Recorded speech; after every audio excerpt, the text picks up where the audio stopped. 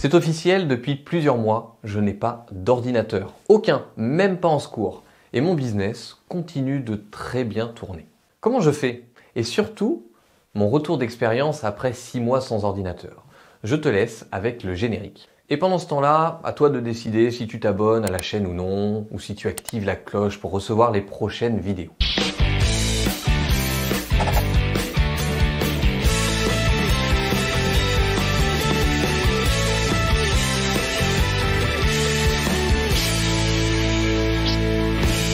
J'ai toujours eu un profil précurseur. J'adore suivre les avancées de notre monde, qu'elles soient technologiques ou non, pour les décoder et m'y accommoder le plus vite possible.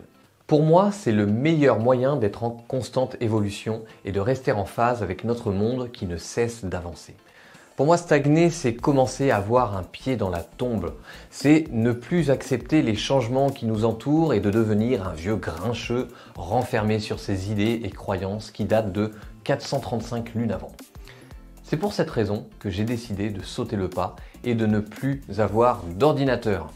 La problématique, en tant que marketeur, c'est qu'un ordinateur, c'est quand même très pratique pour gérer son business.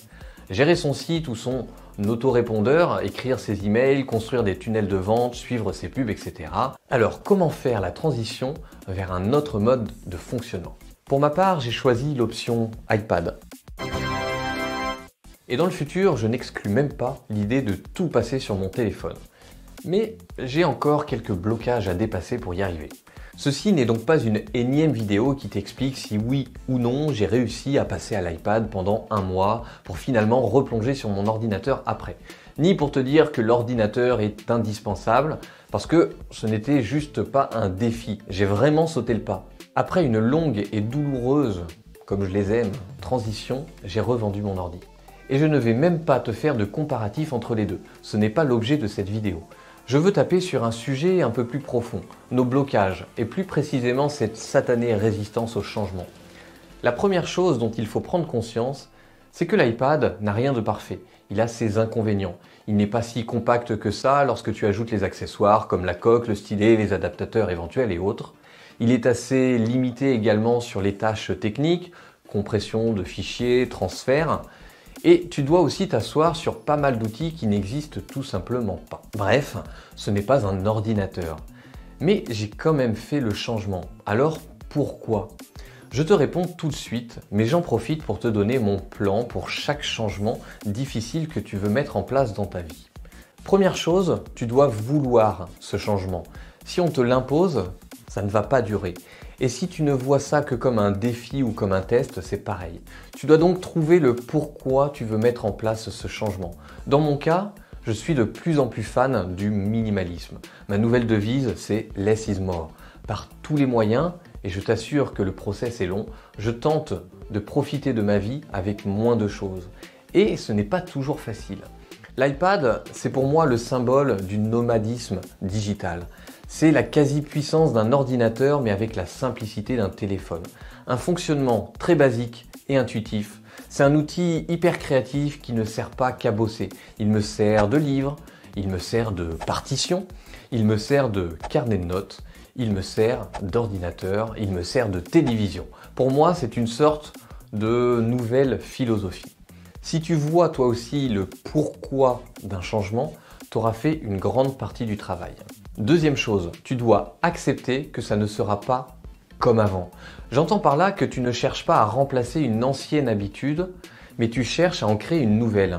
Ce n'est pas en essayant de cuisiner des pizzas, des burgers et autres plats dans leur version vegan, bobo, bio, sans gluten, écolo, que tu vas te construire une nouvelle habitude saine.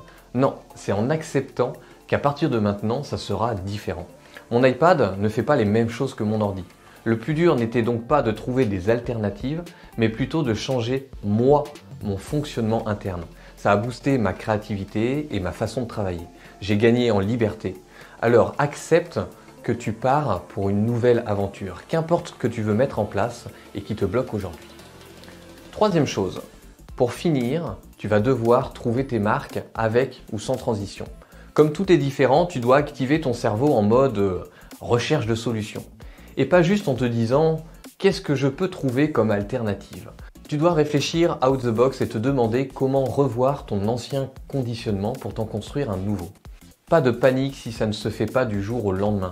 J'ai mis 1 mois pour ne plus utiliser du tout mon ordinateur et je l'ai laissé ensuite 3 mois dans son carton à prendre la poussière avant de prendre la décision définitive de le vendre et d'officialiser mon passage complet à l'iPad.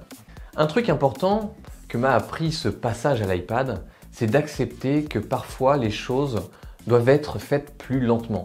J'ai d'ailleurs une vidéo qui est prévue à ce sujet, apprendre à prendre son temps. Tu verras ça en temps et en heure. En attendant, je suis certain qu'aujourd'hui tu as une façon assez classique de partir à la recherche de tes clients. Et tu te retrouves face aux problématiques classiques des entrepreneurs qui vendent leurs produits et services. Tu as du mal à sortir du lot et à cibler tes clients idéaux. C'est pour cette raison que je te propose une approche différente de ce que tu vois partout. Je t'expose tout ça dans une masterclass offerte. Elle s'appelle La Formule et tu peux la trouver dans un lien autour de cette vidéo ou tout simplement en description. Donc je te dis à tout de suite.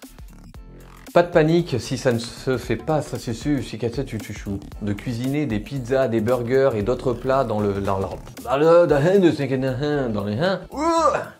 c'est bon. Et dans le futur, je n'exclus même pas itinéris, ce problème de... Pour ma part, j'ai choisi l'option. Non, faut pas que ça exagère non plus.